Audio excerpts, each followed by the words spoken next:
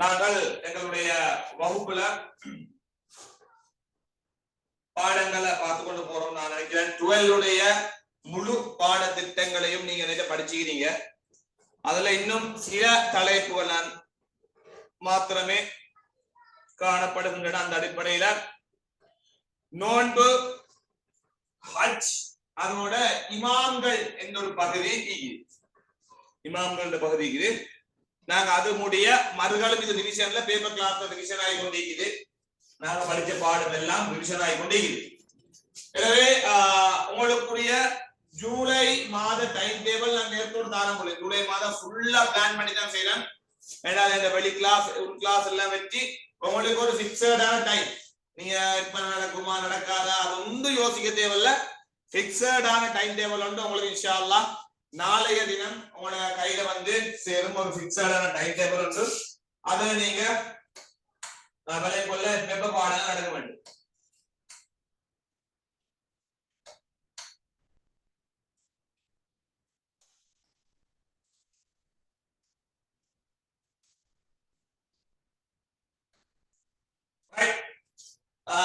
எல்லாமே ஜூலை மாதம் full plan பண்ணதுதான். கிட்டத்தட்ட உங்களுக்கு 50 மணித்தியாலங்கள் கிட்டத்தட்ட ஒரு 50 மணித்தியாலங்கள் கிட்ட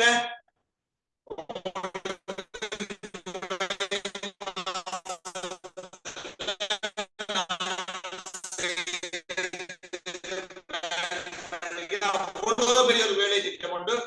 எனவே அன்பான மாணவர்களே, நீங்க என்ன செய்யுங்க, படிங்க. நாங்க கஷ்ட தெளிவா படிச்சோம். தவணை பரீட்சை வாரண்டால் அதுக்கும் ஒரு பேப்பர் உண்டு. நான் உங்களுக்கு தாக்கு ரெடியாகிறேன். ரைட். எனவே என்னாலேயுமான முழு முயற்சிகளோட உங்களுக்குரிய வழிகாட்டல் நான் செஞ்சு கொண்டிருக்கிறேன். நீங்களும் தேவை என்ற நோக்கத்தோடு படிச்சீங்கன்னா நிச்சயமாக வெற்றி பெறலாம் என்பதுதான் என்னுடைய முதலாவது வேண்டுகோள். ரைட். உங்களுக்குரிய காலங்கள் நெருங்கி கொண்டிருக்குது. ஒவ்வொரு நாளும் எங்களுக்கு மிக மிக முக்கியமானது என்பதை நீங்கள் மறந்துடப்படாது. ஒவ்வொரு நாளும் எங்களுக்கு முக்கியம். ரைட். நாங்க இப்பொழுது பார்க்க வேண்டிய தலைப்பு சியாம் அல்லது சௌம் என்று அழைக்கக்கூடிய பாடம். ஒரு நோபலான பாடம் தான். நாங்க ஏற்கனவே ரெடி ஆகிக்கிறோம். முக்கியத்துவங்கள், அதே நேரம் பயன்கள், நோக்கங்கள், இவைகள் இருந்ததுக்கு நாங்க ஏற்கனவே தயார் நிலையில இருக்கிறோம். ரைட். ஏற்கனவே தயார் நிலையில இருக்கிறோம். அப்படிதான் விளைவு.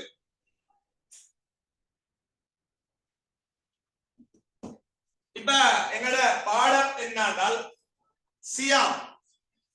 எங்களோட பாடம் என்னன்னா சியாம்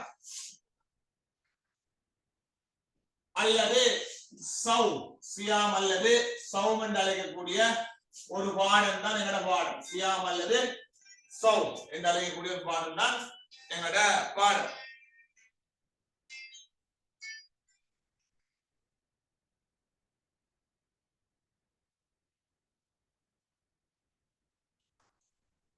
அதாவது நோன்பு. நோன்பு இது பெரிய கஷ்டமான விஷயம் அல்ல. நோன்பு நோன்பு என்று அழைக்கக்கூடிய ஒரு பாடம். இஸ்லாமிய கடமைகளுள் 4வது கடமை. சௌம் என்றாலும் சரி, சியாம் என்றாலும் சரி, இரண்டுமே நோன்புக்கு செல்வது. ரமலான் மாதத்திலே, ரைட், ரமலானுடைய மாதத்திலே, ரைட், ரமலான் மாதத்திலே கடமையாக்கப்பட்ட ஒரு கட்டாய நோன்பு. ஒவ்வொருவரும் இந்த நோன்பை பிடிக்க வேண்டும் என்பதுதான் இஸ்லாத்தினுடைய நிலைப்பாடு. இது பெரிய கஷ்டமான பகுதி ஒன்றல்ல. இதுகளிலேயும் சில நுணுக்கங்கள் காணப்படுகின்றன. சில விடயங்கள் நீங்க அறிஞ்சிருக்க வேண்டும். நோன்புல வரக்கூடிய ஷரத்துகள், நோன்பு யாருக்கு உடையலும், யாருக்கு கலா செய்யும் முட்டா, யாருக்கு விடுவது ஆகுமாக்கப்பட்டுள்ளது, யாருக்கு நோன்பு மாதத்துல நோன்பு பிடிக்க ஹராமாக்கப்பட்டு, இப்படியான சில விடயங்களை நீங்க விளங்கிக் கொள்ள வேண்டும். எனவே இது பெரிய ஒரு மலையை கருத்தக்கூடிய விஷயம் நல்ல அவங்களே நாங்கள் பழகிக்கிறோம். பல முக்கியத்துவங்கள், பயன்பாடுகள், நோக்கங்கள் எப்படி எழுதுறது எல்லாம் உங்களுக்கு தெரியும். பாயிண்ட கொடுத்தாச்சு, அதை விளக்கியாச்சு, ஆதாரம் இந்த ஆதாரத்தை போட்டாச்சு, அதே ஆதாரத்தை விளக்கியாச்சு, அதே ஆதாரத்தை விளக்கியாச்சு. இப்படித்தான் நாங்க எங்களுடைய பாடங்களை கொண்டு போறோம். Okay, right. இப்ப வாங்க விஷயத்துக்கு. சியாம் சௌம் என்பதற்கான அரபு மொழிக்கருத்து என்னன்னா விலகி இருத்தல். பொதுவாக சொல்லுவாங்க விலகி இருத்தல். அதாவது ஒரு விஷயத்துல இன்றி விலகி இருத்தல் என்பதுதான் நோன்பு சௌம் சியாம் என்று அழைக்கக்கூடியது. இஸ்லாத்தின் பார்வையில நிபந்தனைகள் பூர்த்தியாக்கப்பட்ட ஒரு முஸ்லிம், நிபந்தனைகள் பூர்த்தியாக்கப்பட்ட ஒரு முஸ்லிம் அதிகாலையிலிருந்து சூரிய உதயத்திலிருந்து சூரியன் மறையும் வரைக்கும் உண்ணாமல் பருகாமல் உடலுறவு கொள்ளாமல், கல்யாணம் முடிச்சார்கள் திருமணம் முடித்தவர்கள் உடலுறவு கொள்ளாமல் இருக்கிறதான் நோன்பு. இது ஒரு சின்ன விஷயம், பாடமாய் கொள்ளாம உங்களுக்கு பாருங்க, நாங்க போட்டிக்கிறோம். குறித்த நிபந்தனைகள் பூர்த்தியாக்கப்பட்ட நிலையில் உள்ள ஒருவர், ஒரு முஸ்லிம் அல்லாஹ்வின் திருப்தியை நாடி நோன்பு நோக்கின்றேன் என்ற நியத்தோடு கிழக்கு வெளுத்தது முதல், இதெல்லாம் நீங்க எழுத தேவையில்ல, கட்டாயம் இல்ல, முதல் அதாவது ஃபஜ்ர் உதயமாகியது முதல் சூரியன் மறையும் வரை நோன்பை முறிக்கும் காரியங்களில் இருந்து தவிர்ந்து அல்லாஹ்வுக்காக வேண்டி இருத்தல். வாசித்தாலே விளங்கும். அதாவது பெரிய விஷயம் அல்ல. நிபந்தனைகள் பூர்த்தியாகிற ஒரு முஸ்லிம் வந்து அல்லாஹ்வுக்காக வேண்டி அதிகாலையில சூரியன் கிழக்கு வெளுத்தது என்றால் அல்ல ஃபஜ்ர் என்றால் சுபஹுடைய நேரம் அதிலிருந்து சூரியன் மறையும் வரைக்கும் நோன்பை முடிக்கக்கூடிய காலங்களான உண்ணுதல், பருகுதல், உடலுறவு கொள்ளுதல் போன்ற விடயங்களில் இருந்து தவிர்ந்து அல்லாஹ்வுக்காக வேண்டி நிறைவேற்றப்படும் ஒரு இபாதத் தான் நோன்பு. இதெல்லாம் பெரிய விஷயம் அல்ல. இது ஹிஜ்ரி 2 கடமையாக்கப்பட்டது. நோன்பு ஹிஜ்ரி 2 கடமையாக்கப்பட்ட, அதே மாதிரி ஹிஜ்ரி 2 தான் ஜகாத்தும் கடமையாக்கப்பட்டது. நோன்பு ஹிஜ்ரி 2 கடமையாக்கப்பட்ட, ஜகாத்தும் ஹிஜ்ரி 2 தான் கடமையாக்கப்பட்டது. ரைட், நோன்பும் ஹிஜ்ரி 2 கடமையாக்கப்பட்ட, ஜகாத்தும் ஹிஜ்ரி 2 தான் கடமையாக்கப்பட்டது. எனவே அன்புக்குரிய மாணவர்களே, நன்றாக விளங்கிக்கோங்க. இவைகள் சிம்பிளான விடயங்கள், கூலாக உங்களுக்கு படிக்கலாம். இதெல்லாம் பெரிய விஷயங்கள் அல்ல. அடுத்ததாக நோன்பினுடைய முக்கியத்துவம் என்று பார்க்க, நாங்க முக்கியத்துவம் எழுதி பழகிக்கிறீங்க. முதலாவதாக அடிப்படை அல்லது தலையாய வணக்கங்களில் ஒன்று. எஸ், நோன்பு என்பது நாங்க ஏற்கனவே பார்த்த ஒரு ஹதீஸ் ஒன்று ஞாபகமா, இஸ்லாம் தான் என்னன்னு கேட்டாங்க நபியாவன்ட்ட வந்து. அதுல வரக்கூடிய நபியில பதில் என்ன? கலிமாவை சொல்லுதல், தொழுகையை நிலைநாட்டுதல், ஜகாத்தை வழங்குதல், நோன்பை நோற்றல், ஹஜ் செய்தல். இதான் நபியாவோட பதில். நாங்க ஏற்கனவே படிச்சுக்கிறோம். எனவே அந்த ஹதீஸ் அப்படியே போட்டு அதை வழங்கினா சரி. இதுல எங்களுக்கு தேவையான பாயிண்ட் நோன்பை தான் எடுக்கணும். ஜகாத் தேவையும் இல்ல. அந்த ஹதீஸ் எல்லாத்த பத்தியும் தான் சொல்லுது. அந்த ஹதீஸ் வந்து நோன்பை பத்தியும் சொல்லுது, ஜகாத்தை பத்தியும் சொல்லுது, தொழுகையை பத்தியும் சொல்லுது, ஹஜ்ஜ பத்தியும் சொல்லுது. எங்களுக்கு ஹஜ்ஜில முக்கியத்துவம் அதே ஹதீஸ் ஹஜ்ஜுக்கு எழுதலாம். எங்களுக்கு நோன்புட முக்கியத்துவம் அதே ஹதீஸ நோன்புக்கு வச்சு எழுதலாம்.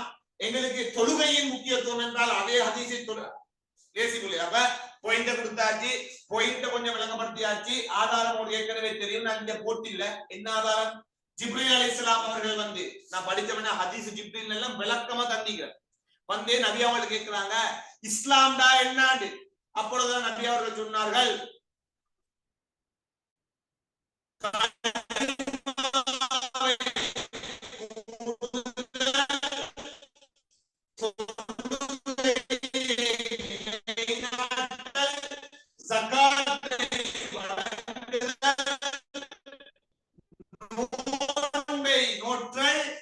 மட்டும் எடுத்து ஒரு விளக்கம் கொடுத்தீங்க. குர்ஆனும் சுன்னாவும் கூறுகிறேன். ரொம்ப பதில். உதாரணமாக ஈமான் கொண்டவர்களே, இப்ப நீங்க அத விளங்கப்படுத்தலாமே, உங்களுக்கு தெரியுமே நான் எப்படி விளங்கப்படுத்தேன். அதே பாயிண்ட மறு விளங்கப்படுத்த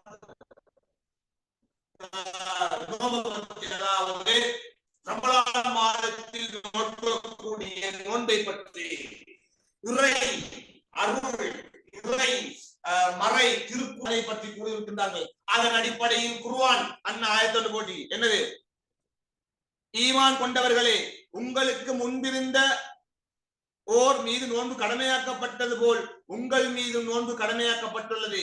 அதன் மூலம் நீங்கள் தக்வாவை பெற்றுக் கொள்வீர்கள். அண்ணா குர்ஆன் வசனம். இறை தூதர் அந்த சொல்ற, அதாவது முஃமின்களே, ஈமான் கொண்டவர்களே, உங்களுக்கு முன்பிருந்தவர்களுக்கு நாங்க எப்படி நோன்பு கடமையாக்கினோமோ. எனவே நோன்பு என்பது உங்களுக்கு முன்னால் இந்த சமூகம், அதாவது முஸ்லிம்கள் மட்டுமல்ல, அதுக்கு முன்னால வந்த ஈசா நபியிட சமூகம், மூசா நபியிட சமூகம், இவர்களுக்கு நோன்பு கடமையாக்கப்பட்டு. எனவே உங்களுக்கு முன்பிருந்தவர்களுக்கு நாங்கள் இந்த நோன்பை எவ்வாறு கடமையாக்கினோமோ அவ்வாறே உங்களுக்கும் கடமையாக்கினோம் என்ற விஷயத்தை கொடுத்து அதை எழுதியாச்சு. அத ஹதீஸ் ஒன்று போட்டு இல்ல, ஹதீஸ போடுங்க. நிறைய ஹதீஸ் நோன்பு பத்தி எங்களுக்கு கூறலாம் ஒரு லேசான ஹதீஸ். யார் யார் உஃபிர லஹு மா தகத்தம மின் ذنبه எப்படி வர மன் சாம ரமலானன் ஈமானன் வஹ்திசாபன் உஃபிர லஹு ஹதீஸ் எப்படி தமிழ் மொழியில் கொண்டார். யார் ரமலான் மாத நோன்பை நம்பிக்கையுடனும் நன்மையை எதிர்பார்த்தவனாகவும் நோக்கின்றானோ அவனுடைய முன்பின் பாவங்கள் மன்னிக்கப்படும். சிம்பிளான யார் யார் ரமலான் மாத நோன்பை யார் ரமலான் மாத நோன்பை யார் ரமலான் மாத நோன்பை நம்பிக்கையுடனும்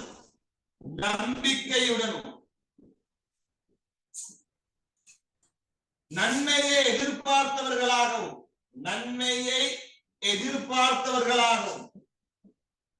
பின் பாவங்கள் மன்னிக்கப்படும். அவருடைய முன்பின் பாவங்கள் மன்னிக்கப்படும் என்று இதெல்லாம் எழுதிட்டு போகலாம். ஓகே, அடுத்ததாக நோன்பு மறைவான வணக்கம். நோன்பு மறைவான வணக்கம், இதுக்கு ஆதாரம் ஒண்ணு இல்ல. நீங்க இதெல்லாம் சும்மா நினைச்சு நோன்பு ஒரு மறைவான வணக்கம் என்னது நீங்க சொல்லணும். ஒருவர் தொழுகின்றார் என்றால் அடுத்தவனுக்கு விளங்கு தொழுகிறானா இல்லையாண்டு. ஒருவன் ஜக்காத் வழங்குகின்றான் என்றால் அடுத்தவனுக்கு விளங்கும் இவன் ஜக்காத் கொடுக்குறா இல்லையாண்டு. கொடுத்தா கொடுத்தண்டிக்கும் இல்லாட்டி இல்லாண்டிக்கும். ஒருவன் ஹஜ்ஜி செய்கிறான் என்றால் இன்னொருவனுக்கு விளங்கும் அவன் ஹஜ்ஜிக்கு போனா இல்லையாண்டு. ஆனால் நோன்பு மட்டும் அவனுக்கு மட்டும்தான் தெரியுமா நோன்பா இல்லையா, வெளியாளர்கள் பார்த்து செல்லலாம். எனவே நோன்பு எங்கள் உள்ளத்தோடு சார்ந்தது.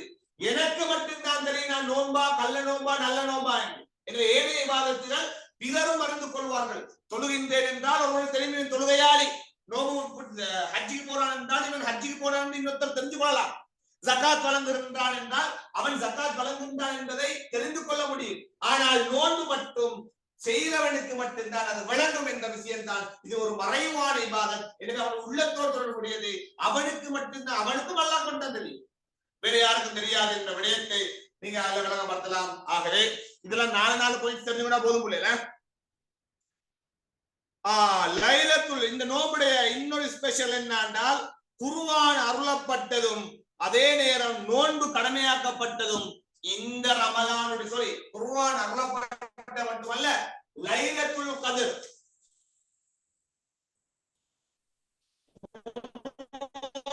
அருளப்பட்டது மட்டுமல்ல, குர்ஆன் அருளப்பட்ட குர்ஆன் முதலாவது இந்த லவ்ஹுல் மஹ்ஃபூல். குர்ஆன் முதலாவது காணப்பட்டது லவ்ஹுல் மஹ்ஃபூல். குர்ஆன் முதலாவது காணப்பட்ட லவ்ஹுல் மஹ்ஃபூல். அங்கிருந்து பைத்துல் இஸ்ஸத் வந்துச்சு. பைத்துல்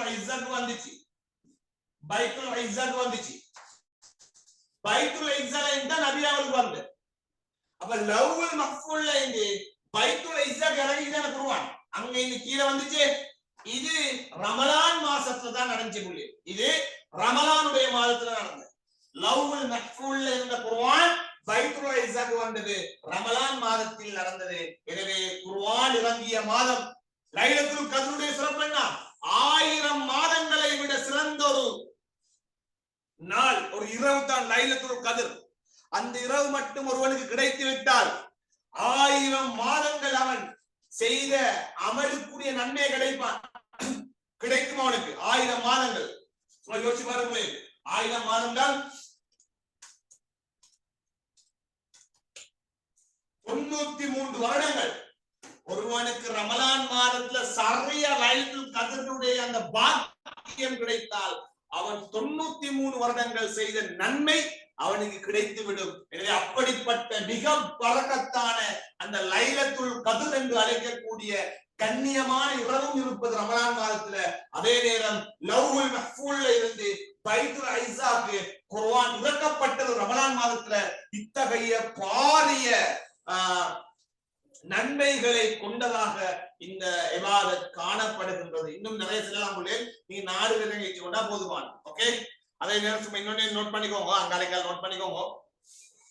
அல்லாஹ் தஆலா சொல்றான், நானே கூலி வழங்குவேன். அதாவது எல்லாத்துக்கும் அல்லாஹ் கூலி தாரு, எல்லா தொழுகைக்கும் அல்லாஹ் தான் கூலியை தாருது, ஜகாத்துக்கும் அல்லாஹ் தான் கூலியை தாருது, ஹஜ்ஜுக்கும் அல்லாஹ் தான் கூலியை தாரு இல்லன்றல்ல. ஆனால் அல்லாஹ் தஆலா சொல்றான் தெரியாத உதாரணமா நான் செய்யல, நான் எல்லாத்துக்கும் சாப்பாடு தான், நான் எல்லாருக்கும் சாப்பாடு கொடுக்குறேன். ஆனா ஒத்தட பேரை மட்டும் சொல்லி நான் தான் அவனுக்கும் சாப்பாடு கொடுக்கிறேன் என்று செல்றதுல காரணம் என்னன்னா உத்தர கொஞ்சம் தூக்கி விட்டு அப்படித்தானே, எல்லாத்துக்கும் நான் தான் கொடுக்குறது.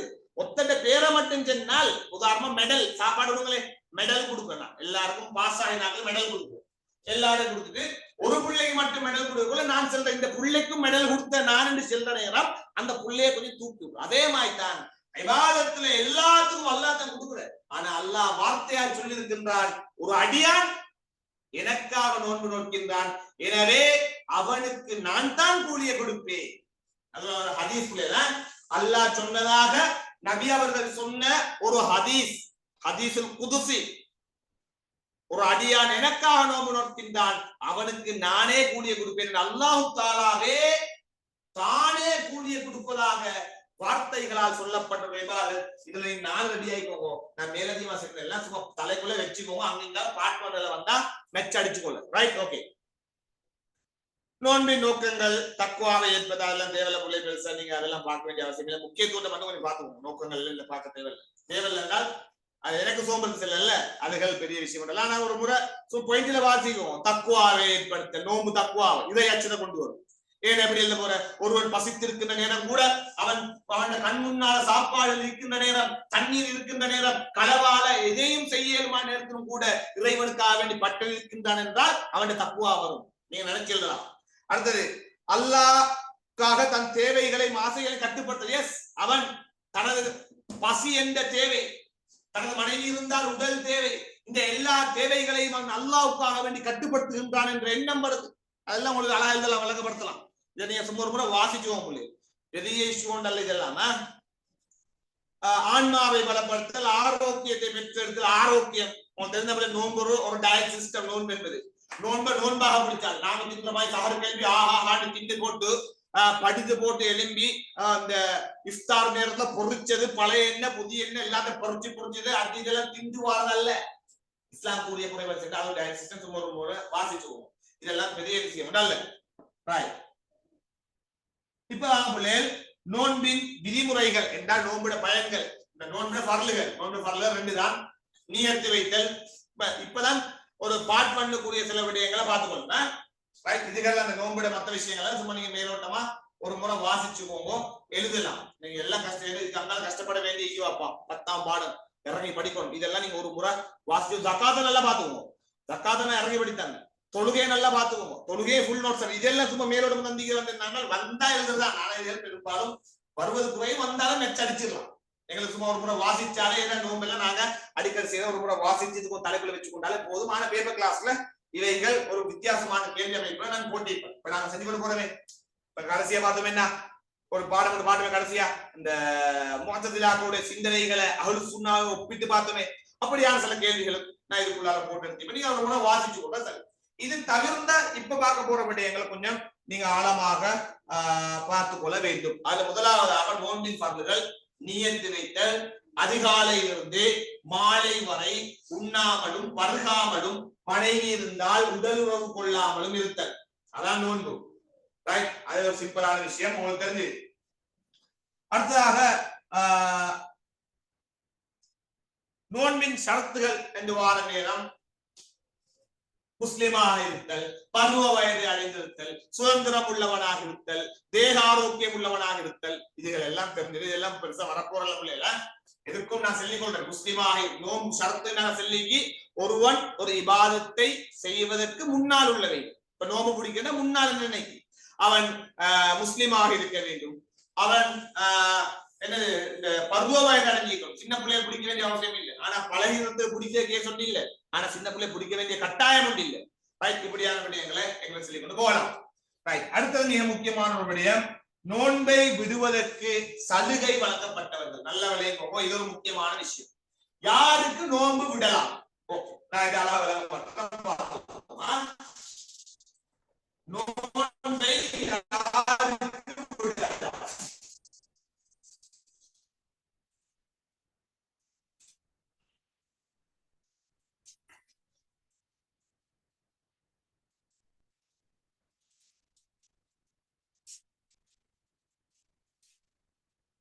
விளங்கப்படுத்த வேண்டிய கொஞ்சம் எடுத்து விளங்கப்படுத்துவான்.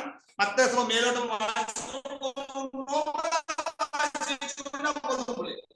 நீ கஷ்டப்படலாம்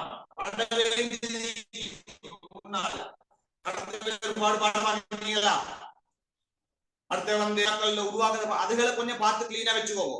இவையெல்லாம் சும்மா மேலோட்டமா தெரிஞ்சா போதும். இதை நான் கொஞ்சம் ஆழமா விளங்கப்படுத்தினாலும் நோம்பல தலைகளை போடுவோம். நோம்பு யாருக்கு தடுக்கப்பட்டதுன்னா சிலாக்களுக்கு அந்த மாசத்துக்கு நோம்பு பிடிக்கிறது ஹராமாக்கப்பட்டு, சிலாக்களுக்கு ஹராமாக்கப்பட்டு ஹராமாக்கப்பட்டு பிடிக்கப்படாது. இல்ல நான் பிடிப்பேன் அப்படியெல்லாம் மேல பிடிக்கவே படாது, ஹராம். இன்னும் சிலாக்களுக்கு நோம்பு விடுவது ஆகுமா விரும்பினா, விருப்பத்தின் பேர்ல விட்டு விருப்பம் விரும்பினால் நோம்பு விடலாம். விருப்பத்தின் பேர்ல வச்சு சில ஆட்களை விருப்பத்தின் பேர்ல சிலாக்கள் பிடிப்பது ஹராம். ஆனா ஒன்னாவது ஹைல் வந்த பெண்கள் பெண்கள் பெண்கள் தான் இதுல வருவாங்க. பெண்கள் ஹை மாதாந்தம் அந்த பெண்களுடைய உடம்புகளுக்கு வெளியாகக்கூடிய ரத்தம் வரக்கூடிய காலங்கள்ல அவங்க நோம்பு பிடிப்பது முழுமையாகவே ஹராம். இல்ல நான் பிடிப்பேன்னு சொன்னா ஏலா, அது ஹராம். எந்த அளவுக்குண்டா இப்ப நீங்க நோம்பு பிடிச்சு கொண்டிருக்கீங்க, இஃப்தாருக்கு பாங்கு செல்றதுக்கு ஒரு நிமிஷம் தான் நீக்கி, இஃப்தாருக்கு பாங்கு செல்ல ஒரு நிமிடம் தான் நீக்கி, நீங்க அந்த டே ஃபுல்லா நோம்பு இஃப்தாருக்கு பாங்கு செல்ல ஒரு நிமிடம் நேரம் அந்த ஹைலுடைய நிலைமை வந்தாலும் நோம்பு முடிந்து விடும். நோம்பு முடிந்து விடும். இல்ல ஒரு நிமிஷம் தான் டக்குனு முடிச்சு ஏலா நான் சொல்ல இதை சின்ன நீ மத்தல நீ யோசிச்சு விடலாம். அடே இதுலே ஏலாட்டி மத்தல நினைச்சு பார்க்கல. ஹைல் வந்தால் நீங்க ஆன்மீகத்தை உயர்ந்தவர்களாக இல்ல, ஹைல் இல்ல ஹைல்ல நிடா வந்தாலும் நான் நோம்பு பிடிப்பேன் எல்லாம் பேசலாது. இஃப்தார் செய்ததுக்கு ஒரு நிமிடத்துக்கு முன்னால ஹைல் வந்தாலும் அந்த நோன்பு உங்களுக்கு தடுக்கப்பட்டு முடிக்கப்பட்டு நீங்க அந்த நோன்பு. ஆனா இவங்க விட்ட நோன்பை கட்டாயம் கலா செய்ய வேண்டும். விட்ட நோன்பை கட்டாயம் கலா செய்ய வேண்டும். அவங்க எத்தனை நோன்பு விட்டாங்களோ அத்துணை நோன்புகளையும் அடுத்த நோன்பு வர முன்னால கலா செய்ய வேண்டும். எனவே விடுவது ஒரு வாய்ப்பல்ல, இதை நீங்க கலா செய்ய வேண்டும். இரண்டாவதாக நிஃபாஸ். நிஃபாஸ் வந்த பெண்கள், நிஃபாஸ் என்பது கர்ப்பிணி தாய்மார்கள் பிள்ளையை பெற்றெடுத்ததற்கு பிறகு அந்த பிள்ளை கர்ப்பத்திலிருந்து வெளியே வந்ததன் பிறகு ஒரு வகையான ரத்தம் வெளியேறி கொண்டுதான் இருக்கும். சில நாட்கள் அந்த ரத்தம் அந்த கர்ப்பத்திலிருந்து ரத்தம் வெளியாகி கொண்டுதான் இருக்கும். இப்படி வெளியாகிற நேரத்தில் அவர்கள் நோன்பு பிடிப்பது ஹராமாக்கப்பட்டுள்ளது, தடுக்கப்பட்டுள்ளது. அவர்கள் நோன்பு பிடிக்க இயலாது, ஹராம் தடுக்கப்பட்டுள்ளது. அவர்களும் நிச்சயமாக கலா செய்ய வேண்டும். அவர்கள் நிச்சயமாக கலா செய்ய வேண்டும், கலா செய்ய வேண்டும். அடுத்ததாக விருப்பத்தின் பேரில் நோன்பு. விருப்பம் உங்களுக்கு விருப்பம் தான் விடலாம். ஆக முதலாவதாக பயணி. பயணி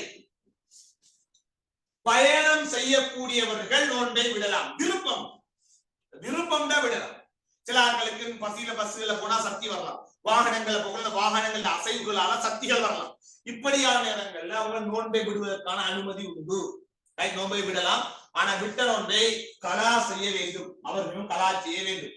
சரியா? விட்ட நோன்பை கலா செய்ய வேண்டும். பயணிகளுக்கு விருப்பம், கட்டாயம் அல்ல.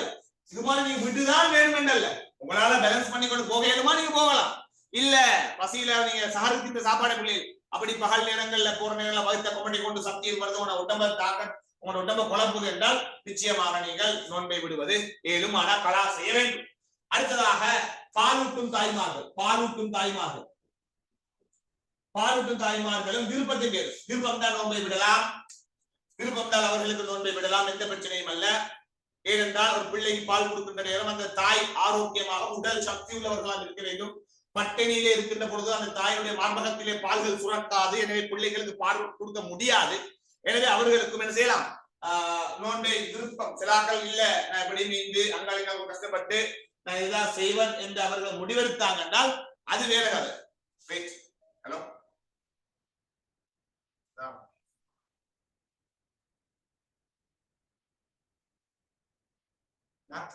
முடிஞ்சு போறோம்.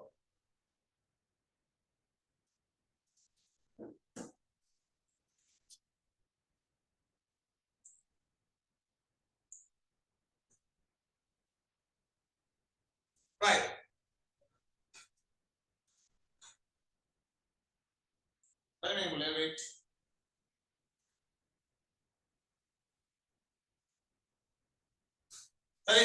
எனவே பாலூட்டும் தாய்மார்கள் நோன்பை விட அனுமதி உண்டு. விருப்பத்தின் பேர் கட்டாயம் இல்ல, அவங்களால தாங்கிக் கொள்ளேயும்.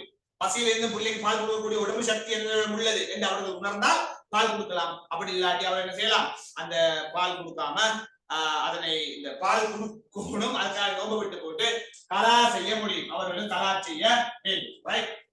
சின்ன டைம் தான் மைக்ரோவா செஞ்சு வர கொஞ்சம் தாமோ.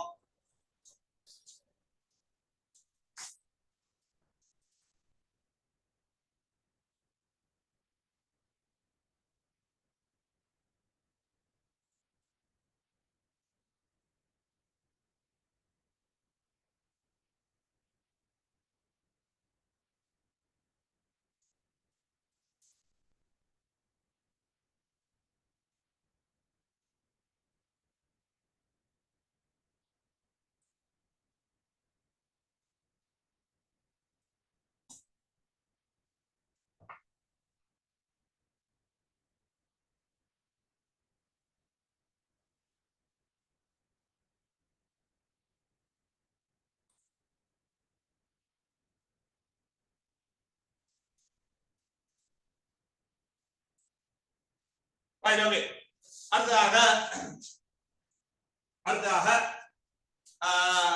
கர்ப்பிணி தாய்மார்கள்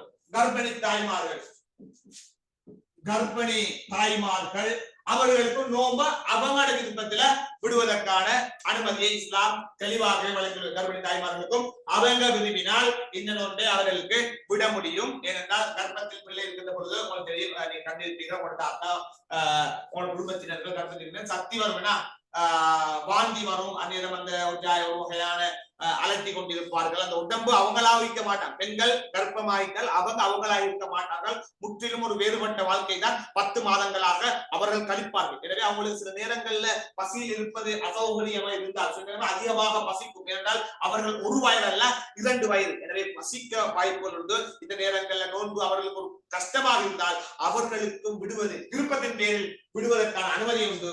ஆனால் அவர்களும் நிச்சயமாக கலா செய்ய வேண்டும்.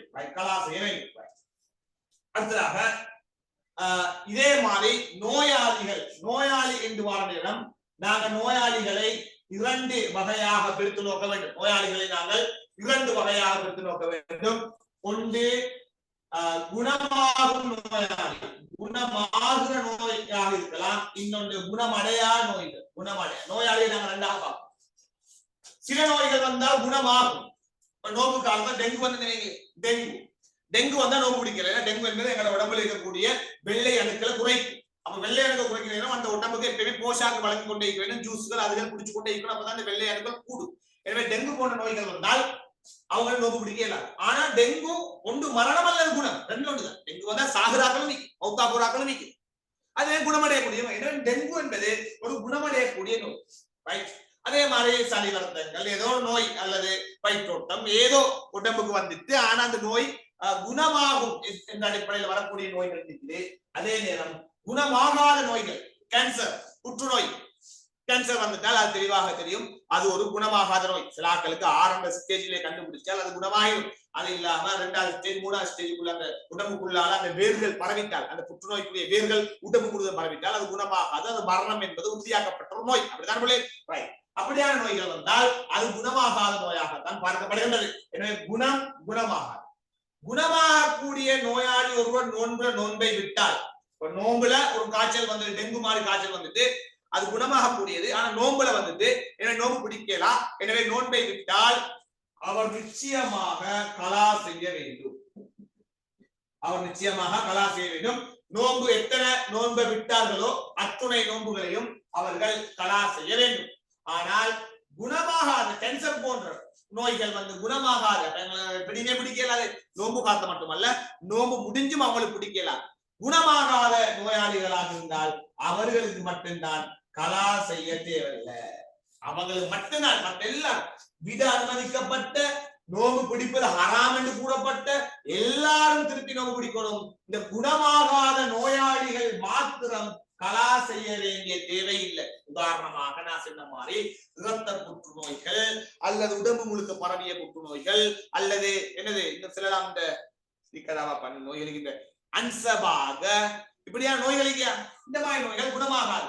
எனவே அது கலாச்சார தேவையில்லை. ஆனா அவங்க எத்தனை நோம்பு விடுறாங்களோ அத்துணை நோம்புக்கும் சாப்பாடு கொடுக்கணும். உதாரணமா ஒருத்தர் 5 நோம்பு விட்டதே இல்லை, எப்படியோ கஷ்டப்பட்டு 25 நோம்பு அவருக்கு கேன்சர்னாலும் பிடிச்சாரு, 5 நோம்பு விட்டுட்டார். 5 நோம்பு கலாச்சார தேவையில்லை. அந்த விட்ட 5 நோம்புக்கும் ஒரு நோம்புக்கு ஒருவேளை சாப்பாடு மீறி 5 வேளை சாப்பாடு கொடுத்தா முடிஞ்சு. ஒரு 5 பேரை கூப்பிட்டு ஒரு வேளை சாப்பாடு கொடுத்தா முடிஞ்சு. அப்ப 5 வேலையை முடிஞ்சு. அல்லது ஒருத்தருக்கு ஒவ்வொரு நாளும் 5 வேளை சாப்பாடு, எப்படியோ 5 வேளை சாப்பாடு போகணும். 5 பார்சல் போகணும். ஒருத்தர் 10 நோம்பு விட்டார் என்றால் 10 பார்சல் போகணும். ஒருத்தர் 15 நோம்பு விட்டார் என்றால் 15 பார்சல் போகணும். ஒருத்தர் 20 நோம்பு விட்டார் என்றால் 20 பார்சல் போகணும். எனவே அது அவர்கள் சார்ந்த ஒரு விடயமாகத்தான் இருக்கின்றது. எனவே இதுதான் பிள்ளைகள் நோன்பு விட அனுமதிக்கப்பட்டவர்கள். ஒரு ஆழமான விளக்கத்தை தெரிஞ்சுக்கணும். இஸ்லாமிய விளக்கம் தான். இதுல இதை கட்டாயம் நீங்க நோட் பண்ணிக்கோங்க. தெரிஞ்ச விடயங்கள் தான் இருந்தாலும் பார்த்துக்கோங்க. அடுத்தது நோன்பை முறிக்கக்கூடிய காரியங்கள் என்று வார நேரத்தில் உங்களுக்கு தெரியும். திண்டால் குடிச்சா உடல் உறவு கொண்டால் நோன்பு முறியும் என்பது உங்களுக்கு தெரியும். அதில் விசேஷமாக உடல் உறவு கொண்டால் அவர்கள் நோன்பு முறியது மட்டுமல்ல, அவர்கள் அதுக்காக வேண்டி 60 நாட்கள் தொடர்ந்து நோன்பு பிடிக்க வேண்டும். ஒருவர் நோன்பு வேளையில் உடல் உறவு கொண்டு நோன்பு முறிந்தால் அவர்கள் அதுக்காக வேண்டி 60 நோன்பு பிடிக்க வேண்டும். அதுவும் தொடர்ந்து பிடிக்கும். அதை ஞாபகம் வச்சுக்கோங்க. கணவன் மனைவி நோன்பு நிலங்கள்ல அவருடைய இல்லற வாழ்க்கையை வாழ்ந்துட்டாங்க நோன்புடைய நேரத்தில், அதாவது இரவுல அல்ல, நோன்புடைய நேரம், நோன்பு பிடிச்சோடைய நேரம் வாழ்ந்தால் அதுக்கு பகரமாக அவர்கள் 60 நோன்புகள் பிடிக்க வேண்டும் என்பதை இஸ்லாத்தினுடைய நியதி. இது இல்லாம சேலை நடிக்கிறது உங்களுக்கு தெரியும். இந்த சேலை நடிக்கிற, அதாவது சில உடம்புல திண்டு குறையெல்லாம் போனால் சேலை நடிக்கிற உடம்புக்கு அடிக்க சேலை. இந்த சேலை நடிச்சாலும் நாங்க தின்றலதான், ஆனா நாங்க குடிக்கிறதுலதான். ஆனா சேலை நடிச்சா உடம்புக்கு ஒரு வகையான பசிய இல்லாம ஆக்கிடும். சேலை நடிச்சாலும் நம்ப முடியும். அதான் கொஞ்சம் முடியுங்க. அதான்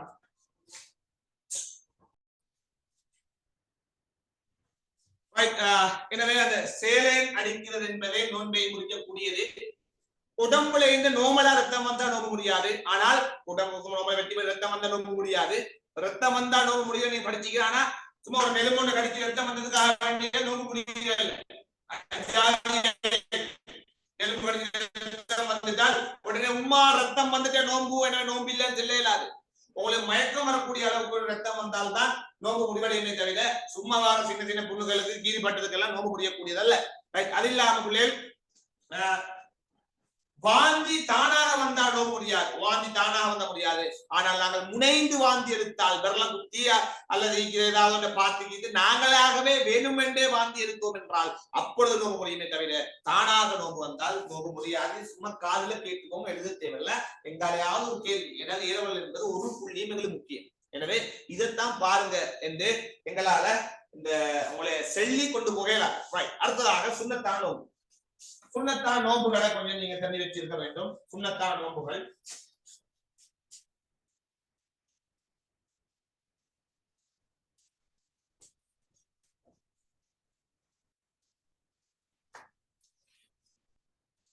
சுன்னத்தான நோம்புகள். அதுல மெயினா அரபா நோம்பு. அச்சுடைய காலத்துல நாங்க முடிக்கக்கூடிய அரபா நோம்பு துல்ஹஜ் 9ஆம் நாள் நாங்க இந்த நோம்பு பிடிப்போம். அரபா நோன்பு துல்ஹஜ் 9. ஹாஜிகள் மக்காவிலே அரபா என்ற மைதானத்திலே தங்குகின்ற நேரம் நாங்க இங்க அந்த பயன் அரபால் தங்குறது மிகப்பெரிய ஒரு வாய்ப்பு. அந்த நேரம் கேட்கிற துவாக்கள் அங்கீகரிக்கப்படும். அப்ப அந்த வாய்ப்பு உலக வாழ் எல்லா முஸ்லிம்களுக்கும் கிடைப்பதில்லை.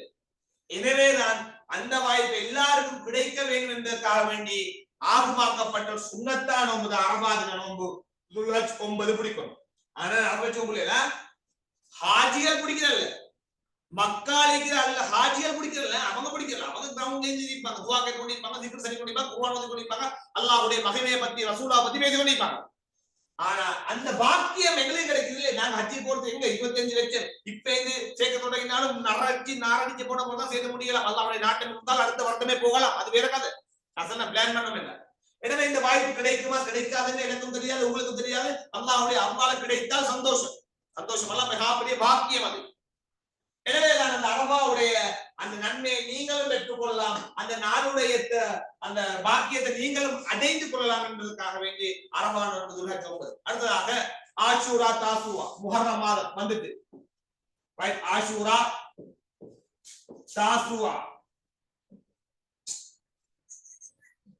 தாசுவா 9 10 அதாவது முஹர்ரம் மாதம் 9 10 ஆகிய தினங்களில் நாங்க பிடிக்கிற நோன்புதான் இந்த ஆஷூரா தாசுவா முஹர்ரம் மாதம். இதுல மெயின் டேட் வந்து ஆஷூரா. மெயின் டேட் ஆஷூரா. ஆஷூரா தான் மெயின் டேட். இந்த 9 ஏழச்சிக்குன்னா நல்லா விளைக்கோங்க. இது மூசா நபிக்காக வேண்டி நாங்க பிடிக்கிற ஒரு நோன்பு. மூசா நபி அவர்கள் ஃபிர்அவுனிடம் இருந்து தப்பித்த நாள் தான் இந்த ஆஷூரா 10 முஹர்ரம் 10. மூசா அலைஹிஸ்ஸலாம் அவர்கள் ஃபிர்அவுன் என்ற கொடிய மன்னனிடம் இருந்து வெற்றி அடைந்த நாள் தான் இந்த ஆஷூரா 10. அப்ப யூதர்கள் இந்த நாள்ல நோன்பு பிடிப்பாங்க. நபி அவர் காலத்துல யூதர்கள், இந்த கேடுகட்ட யூதர்கள் இந்த நாள்ல நோன்பு, இந்த நாள் ஆஷூரா நாள்ல நோன்பு பிடிப்பாங்க. அப்ப நபியாவும் கேட்டாங்க, நீங்க என்ன செய்றீங்க, ஏன் நோன்பு பிடிக்கிறீங்க? அப்பொழுது யூதர்கள் சொன்னார்கள், இந்த நாள் தான் மூசா நபி வெற்றி அடைந்த நாள். அப்ப நபியாவும் சொன்னாங்க, மூசா நபி உங்களுக்கு விட எங்களுக்குரியவர், நீங்க அவரை மரியாதையை பார்க்கல, நாங்க நபி என்று மூசா அலைஹிஸ்ஸலாம் உங்களை விட எங்களுக்கு நெருக்கமானவர்கள் என்றுதான் முஸ்லிம் சமூகத்துக்கு கடமையாக்கினார்கள். நாங்களும் பிடிப்போம் என்று. ஆனால் 10ஆம் தேதி மட்டும் பிடிச்சா நாங்க யூதர்களை பின்பற்ற மாதிரி. 10 தான் முக்கியமானது. அன்றைய மட்டும் பிடிச்சா நான் யூதர்களை கொப்பி அடிக்கிற மாதிரி. எனவேதான் அதுக்கு முன்னாளைக்கு ஒரு நாளையோ இதனால் பிடிக்கிறாட்டி அதுக்கு பின்னாளைக்கு ஒரு நாளையோ உங்களுக்கு பிடிக்காது. பொதுவாக நாங்க பழகிக்கிற ஆஷூரா தாசுவா, ஆஷூரா தாசுவா வந்து முஹர்ரம் 9 10 தான் நாங்க பழகிக்கிறது. ஆனா உங்களுக்கு 9 10 தானே 9 பிடிக்கலாம போனால் 10 11 பிடிக்கலாம். எனவே வெற்றி அடைந்த நாள் ஆஷூரா 10. அது மூசா நபிக்காக வேண்டி நாங்க பிடிக்கின்ற நோன்பு. எனவே யூதர்கள் பிடித்த நோன்பு, யூதர்களும் அந்த நாளில் நோன்பு பிடிக்கிறதால அவர்களுக்கு முரண்பட்டு தான் நாங்கள் எல்லாம் செய்ய வேண்டும் என்பதால ஒன்று முஹர்ரம் 10க்கு முன்னால் இருக்கக்கூடிய 9லயோ அல்லது 10க்கு பின்னால் இருக்கக்கூடிய 11லயோ நாங்க நோன்பு பிடிக்க வேண்டும். கிழமை நாட்கள் என்று வார நேரம் திங்களும் வியாழக்கிழமையும், திங்களும் வியாழக்கிழமை எங்களுக்கு நோன்பு பிடிப்பது மிக மிக வரவேற்கத்தக்க ஒரு விடயம். திங்கள் வியாழும் நோன்பு பிடிப்பது மிக மிக வரவேற்கத்தக்க ஒரு விடயமாக காரணம். திங்கள் வியாழம் நோன்பு பிடிப்பது மிக மிக முக்கியமான ஒரு விடயம். திங்களும் வியாழும் நோன்பு பிடிப்பது அதே சுண்ணத்தான் நோன்பு.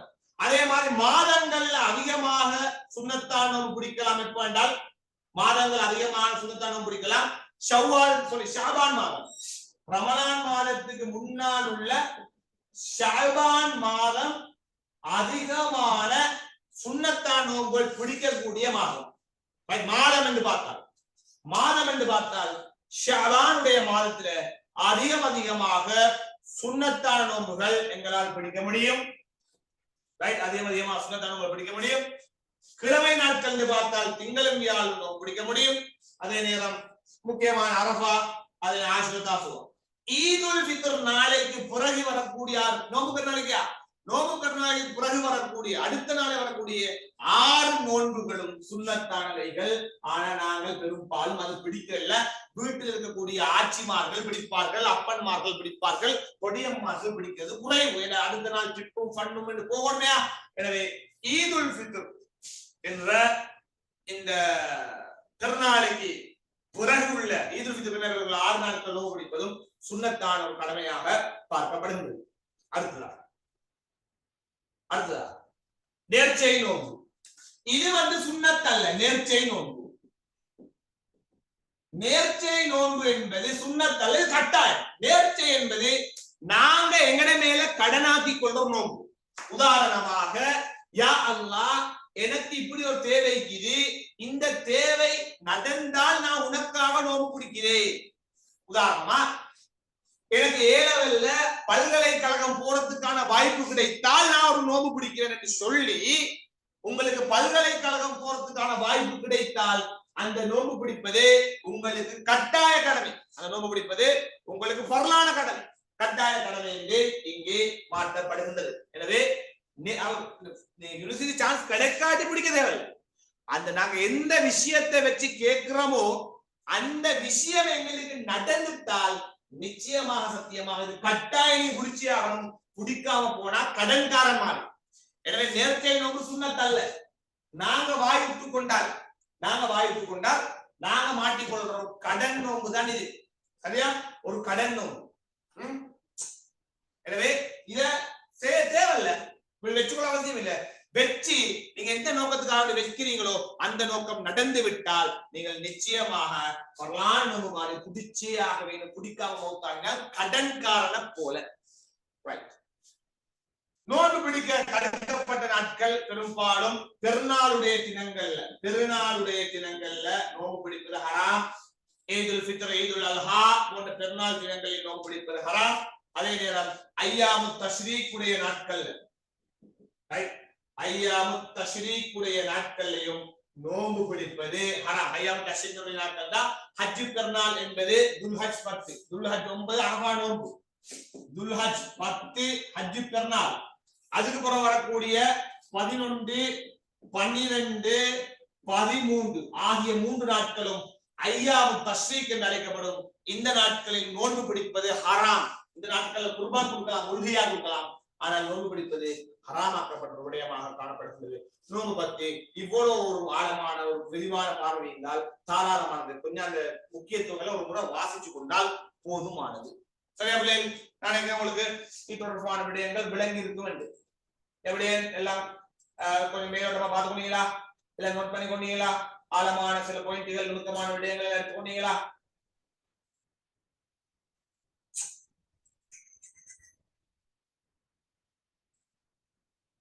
அல்ஹம்துலில்லாஹ், சந்தோஷம். அடுத்ததாக சரியாக 8 அறைக்கு வாங்க ஷியாக்களுடைய இமாமியத் வரலாறு என்ற பாடமும் நாங்க ஃபைனலாக ஃப்ரீ கிளாஸ் முடிச்சு அடுத்த எங்கட கட்டம் எப்படி போக போற என்ற விடயங்கள் தொடர்பாகவும் நாங்கள் பேச இருக்கின்றோம். சந்திப்போம் எட்டரைக்கு. அஸ்ஸலாமு அலைக்கும் வரஹ்மத்துல்லாஹி வபரகாத்துஹு.